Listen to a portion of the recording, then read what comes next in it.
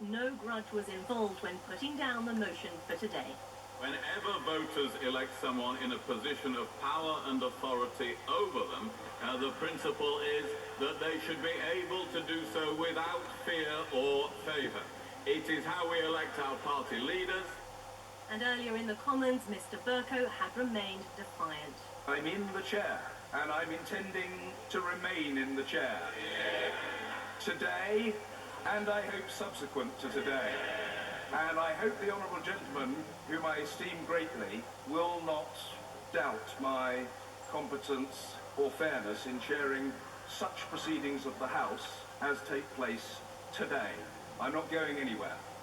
And in the last few minutes, in front of the teary-eyed Mr. Bercow, to loud cheers and clapping, MPs voted the government down by 228 votes to 202. Eleanor Garnier, and that brings us to today's closing headlines.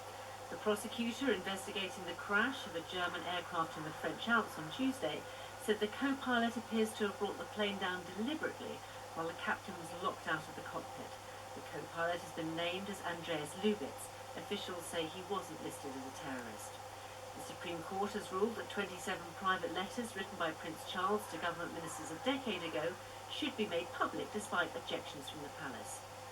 Downing Street has said that Britain supports the military action that Saudi Arabia and other Gulf states have begun against rebels who appear to be on the verge of taking over in Yemen.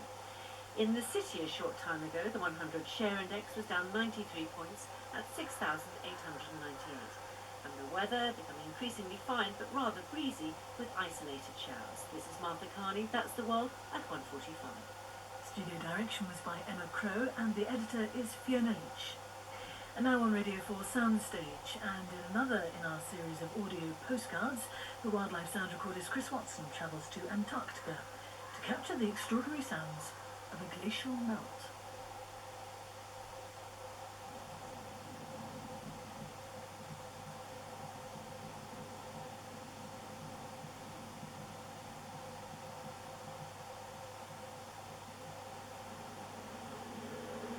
I visited Antarctica in January 2010, and on my first morning I was woken up by this howling blizzard, which I recorded from inside my small tent.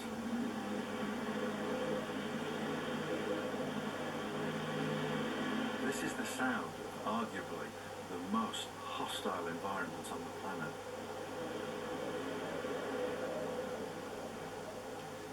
During the Antarctic summer there are 24 hours of daylight, and eventually, when the winds drop, there is a remarkable clarity and quietness.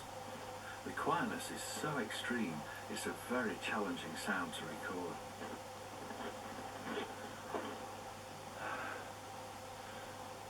So this is it, the South Pole.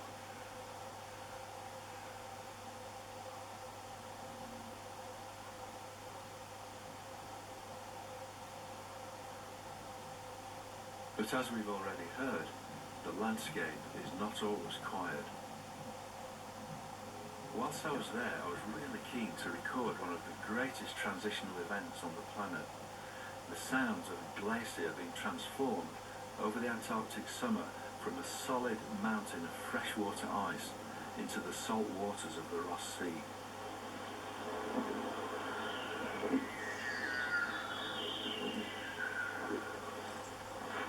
The place where I began recording is of great historical significance. I was at Cape Evans on Ross Island, which is 78 degrees south, and by the hut Terra Nova, which was used by Captain Scott and his party during their ill-fated expedition to the South Pole in 1911, a journey from which they would never return. The cinematographer Herbert Ponting was part of Scott's team, but remained behind at Terra Nova, and later produced a film called The Great White Silence.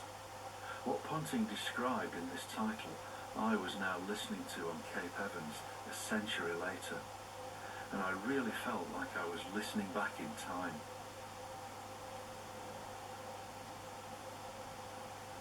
On the surface, the Great White Silence appears to be a vast and inert landscape. However, I know this is far from the truth. Looking west from Terra Nova, I could see the Barne Glacier, a massive river of ice which flows down the slopes of Mount Erebus to the Ross Sea.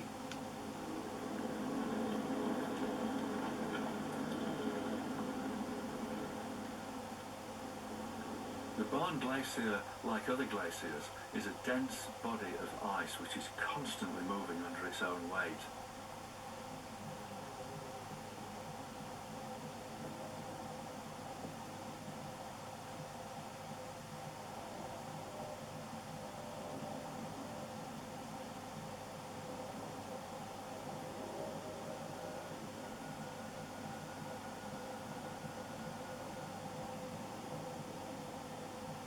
On the surface, I couldn't detect any of these vibrations, so it was astonishing to hear in my headphones the sound from the ice directly under my feet.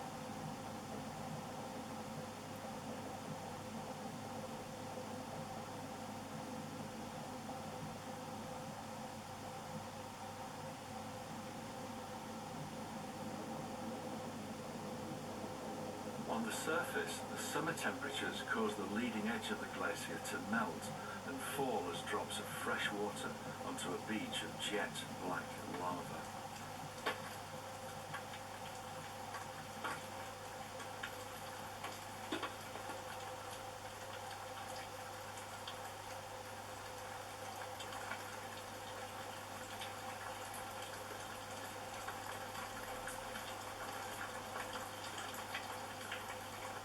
And the glacier also calms.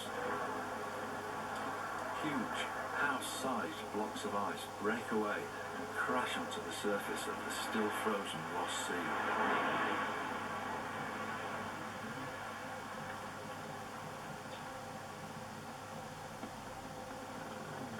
Under the weight of these glacial blocks, the sea ice buckles and cracks,